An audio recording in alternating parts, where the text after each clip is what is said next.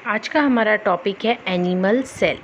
Animal cell में और plant cell में क्या डिफरेंस होता है ये मैं आपको नेक्स्ट वीडियो में बताऊंगी। इस वीडियो में आप एनिमल सेल में कौन कौन से ऑर्गेनील्स होते हैं उसके बारे में पढ़ेंगे। चलिए स्टार्ट करें।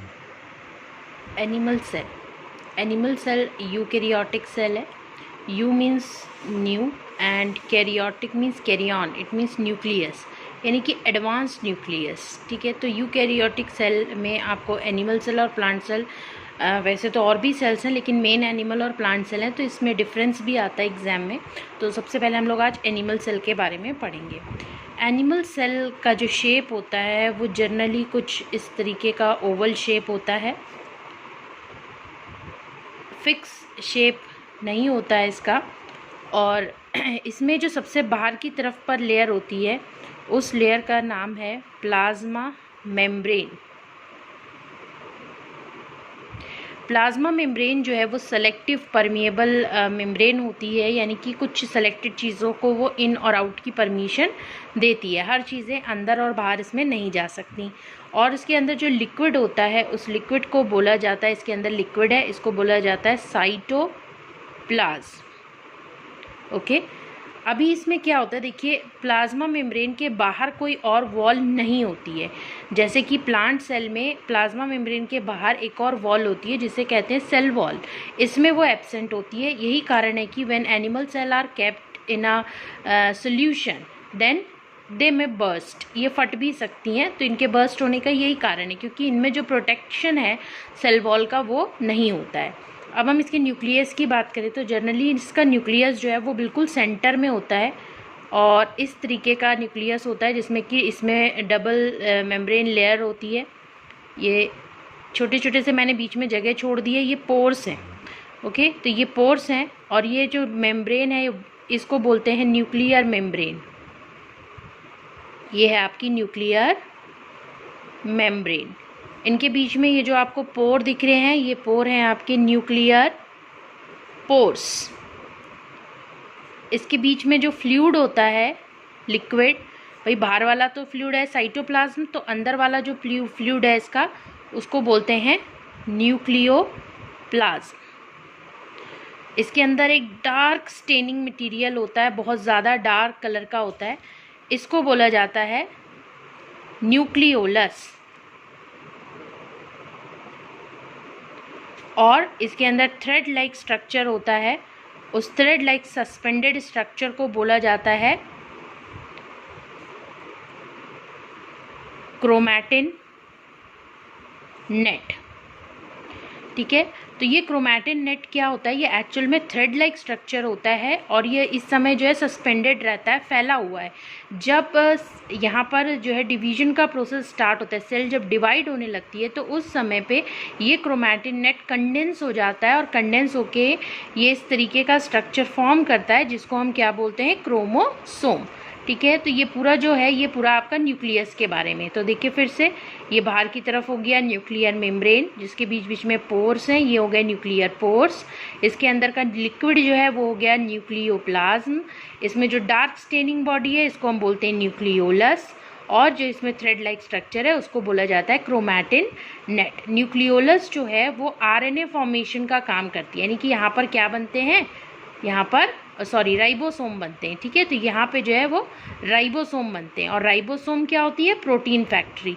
राइबोसोम में प्रोटीन बनता है, और यहाँ क्या बनता है, राइबोसोम। इसके अलावा इसका जो फंक्शन है क्या है, इस पर अभी भी जो है रिसर्च चल रहा है, बट मेन इसका जो फंक्शन है वो है आपका राइबोसोम का फॉर्म करना। ठीक है, अभी आप देखिए इसके अंदर का लिक्विड न्यूक्लियोप्लाज्म, बाहर का लिक्विड साइटोप्लाज्म। न्यूक्लियोप्लाज्म और साइटोप्लाज्म दोनों को अगर हम एक साथ बोलें तो हम इसे प्रोटोप्लाज्म कहते हैं। बाकी इसके अंदर क्या स्ट्रक्चर है, तो यहाँ पर जो सबसे इम्पॉर्टेंट चीज़ होती है वो इस तरीके से एक स्केलेटन टाइप स्ट्रक्चर होता है जो इसका स्केलेटल फ्रेमवर्क बनाता है, इसको बोला जाता है।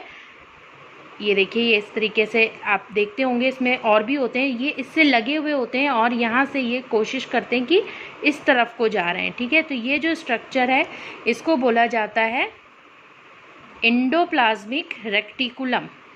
ER से हम इसे लिखते हैं एंडोप्लाज्मिक रेक्टिकुलम। ये होती हैं दो प्रकार की, एक होती है आपकी स्मूथ एंडोप्लाज्मिक रेक्टिकुलम, SER बोलते हैं, दूसरी होती है rough endoplasmic reticulum, RER। Smooth endoplasmic reticulum में क्या होता है कि इसमें RNA नहीं होता है, ठीक है, और रफ एंडोप्लाज्मिक रेक्टिकुलम में RNA होता है। मीन्स कि ये आपकी ये है एंडोप्लाज्मिक रेक्टिकुलम। अगर इसमें छोटे छोटे स्पॉट्स इस तरीके से बने तो आप इसे छुओगे तो कैसा लगेगा, रफ लगेगा, ठीक है, और ये छोटे जो स्पॉट्स यहाँ पर हैं ये RNA है। तो अगर RNA प्रेजेंट है तो रफ एंडोप्लाज्मिक रेक्टिकुलम, अगर RNA नहीं है तो स्मूथ एंडोप्लाज्मिक रेक्टिकुलम। इसके अलावा और एनिमल सेल में क्या होता है, तो एनिमल सेल में खास स्ट्रक्चर होता है जिसको हम कहते हैं गोल्जी बॉडी।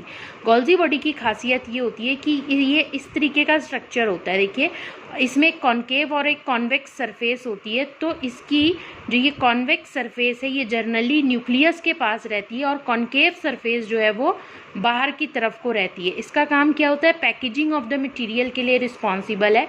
ये गोल्जी बॉडी है, इसके यहाँ पर छोटे छोटे से वेसिकल्स भी होते हैं। तो ये जो गोल्जी बॉडी या गोल्जी कॉम्प्लेक्स या गोल्जी बॉडी जो है ये क्या होती है, ये काम क्या करती है, इसके बारे में हम आगे इसका सिंपल इस पूरे का ही स्ट्रक्चर जब पढ़ेंगे उस समय आपको ज़्यादा क्लियर बताएंगे। अभी मैं सिर्फ आपको बता रही हूँ कि एनिमल सेल में कौन कौन से स्ट्रक्चर होते हैं। ओके, तो ये गोल्जी कॉम्प्लेक्स है जिसका कॉन्वेक्स सरफेस कहाँ होता है, न्यूक्लियस की तरफ होता है, और कॉन्केव सरफेस जो है वो प्लाज्मा मेम्ब्रेन की तरफ होता है। ट्रांसपोर्टिंग ऑफ मटीरियल के लिए रिस्पॉन्सिबल है।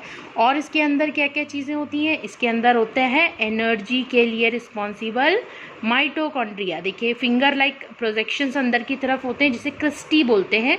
और ये पूरा जो स्ट्रक्चर है ये है आपका माइटोकॉन्ड्रिया को हम कॉमनली क्या बोलते हैं, power house of the cell. क्यों, क्योंकि यहाँ पर ATP जनरेशन होती है और ATP मीन्स एडिनोसिन ट्राइफॉस्फेट, जो कि हमको क्या प्रोवाइड कराती है, एनर्जी प्रोवाइड कराती है, ठीक है। तो ये माइटोकॉन्ड्रिया हो गया, इसका भी डिटेल स्ट्रक्चर हम आगे पढ़ेंगे अभी। और इसमें और क्या क्या होते हैं, देखिए इसमें वैक्यूल्स होती हैं, छोटी छोटी बहुत सारी वैक्यूल्स होती हैं। प्लांट सेल में वैक्यूल्स जो है जनरली साइज में बड़ी होती हैं, नंबर में कम होती हैं, लेकिन एनिमल सेल में वैक्यूल्स जो हैं वो नंबर में बहुत सारी होती हैं लेकिन साइज में छोटी होती हैं। तो ये क्या है, ये है आपकी वैक्यूल। वैक्यूल के अलावा इसमें बीच बीच में इस तरीके से सिलेंडर लाइक मीन्स लंबी सी जो छोटी छोटी रॉड लाइक स्ट्रक्चर होता है वो पूरे साइटोप्लाज्म में इस तरीके से फैला रहता है। तो इस रॉड लाइक स्ट्रक्चर को जो साइटोप्लाज्म में फैला हो रहा है इसको बोलते हैं माइक्रोट्यूब्यूलर या माइक्रोट्यूब्यूल, ठीक है। ये माइक्रोट्यूब्यूल्स जो होते हैं इन्हें माइक्रोफिलामेंट भी बोला जाता है। ये हॉलो भी हो सकते हैं, ये सॉलिड भी हो सकते हैं। जैसे कि आपने देखा होगा ना कि एक गन्ना होता है तो गन्ना पूरा अंदर से भरा होता है, सॉलिड होता है, और एक क्या होता है, बांस होता है, बांस अंदर से खोखला होता है। तो ये जो माइक्रोट्यूब्यूल या माइक्रोफिलामेंट है ये सॉलिड भी हो सकते हैं और ये हॉलो भी हो सकते हैं। तो अगर ये हॉलो होते हैं तो ये ट्यूब्यूलर प्रोटीन से बने होते हैं, और अगर ये सॉलिड होते हैं तो ये एक्टिन प्रोटीन से बने होते हैं। तो दोनों में से दोनों भी हो सकते हैं या फिर एक भी हो सकता है। और इस चीज़ में क्या होता है, इसमें एक खास स्ट्रक्चर है जिसे हम बोलते हैं सेंट्रियोल्स, ठीक है। इसमें क्या होता है, देखो इस तरीके से 90 डिग्री पे जनरली होते हैं, ये 2 सेंट्रियोल होते हैं और इस सेंट्रियोल के चारों तरफ 9 डॉट्स होते हैं, 1 2 3 4 5 6 7 8 9। ये सेल डिवीजन के समय हेल्प करते हैं। तो ये जो 9 डॉट्स हैं ये हो गए आपके सेंट्रोसोम, और ये जो 2 रॉड लाइक स्ट्रक्चर इसके साथ आपको दिख रहे हैं ये हैं आपका सेंट्रियोल्स, ठीक है। तो ये सेंट्रियोल्स और सेंट्रोसोम ये आपके सेल डिवीजन में हेल्प करते हैं। तो ये एक स्ट्रक्चर है एनिमल सेल का। अभी मैंने यहाँ एक माइटोकॉन्ड्रिया बनाया, इसका मतलब ये नहीं कि इसमें एक ही माइटोकॉन्ड्रिया होता है, इसमें बहुत सारे माइटोकॉन्ड्रिया होते हैं। ये माइटोकॉन्ड्रिया का नंबर कम या ज़्यादा भी हो सकता है depending upon the requirement of the cell, ठीक है। ऐसे ही गोल्जी बॉडी के लिए भी मतलब ऑर्गेनिल्स जो हैं इसमें वो कम या ज़्यादा हो सकते हैं। और इसमें कुछ जो है इस तरह से छोटे छोटे राइबोसोम्स फ्लोट करते रहते हैं, और क्योंकि ये यूकैरियोटिक सेल है इसलिए इसमें 80S राइबोसोम होते हैं। तो राइबोसोम को हम इस तरीके से डॉट लाइक बनाते हैं, बट इनका एक्चुअल स्ट्रक्चर डॉट लाइक नहीं होता है। इनका एक्चुअल स्ट्रक्चर कुछ इस तरीके से होता है। ये हम इसके बारे में जब डिटेल पढ़ेंगे तो मैं उस समय आपको क्लियर करूँगी। तो ये था आपका अबाउट एनिमल सेल।